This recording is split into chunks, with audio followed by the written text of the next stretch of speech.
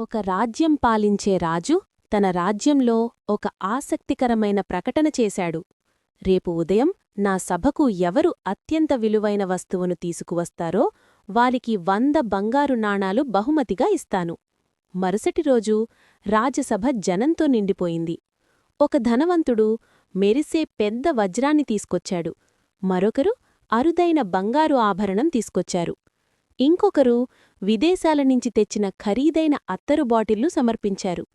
అందరూ తమ వస్తువులే అత్యంత విలువైనవని గర్వంగా భావించారు. అప్పుడే సభ చివరలో ఒక పేద రైతు ఖాళీ చేతులతో ముందుకొచ్చాడు. రాజు ఆశ్చర్యపోయి అడిగాడు, "నువ్వేం తీసుకొచ్చావు?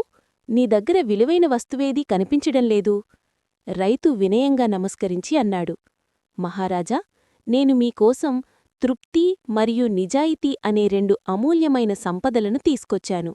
వజ్రాలు పోవచ్చు, బంగారం కరిగిపోవచ్చు, కాని ఈ 2 గుణాలు మనిషి దగ్గర ఉంటే అతడే నిజమైన ధనవంతుడు." ఆ మాటలు విన్న వెంటనే సభంతా నిశ్శబ్దమైంది. రాజు లోలోపల ఆలోచించాడు. వస్తువుల విలువ డబ్బుతో కొలవవచ్చు, కాని మనిషి గుణానికి ఉన్న విలువకు కొలమానం లేదు. రాజు చిరునవ్వుతో ప్రకటించాడు, "ఈ సభలో అత్యంత విలువైన దాన్ని తీసుకువచ్చింది ఈ రైతే" అని చెప్పి 100 బంగారు నాణాలు ఆ పేద రైతుకే బహుమతిగా ఇచ్చాడు. నీతి: తృప్తి ఉన్నవాడే నిజమైన ధనవంతుడు, నిజాయితీ ఉన్నవాడే గొప్ప మనిషి.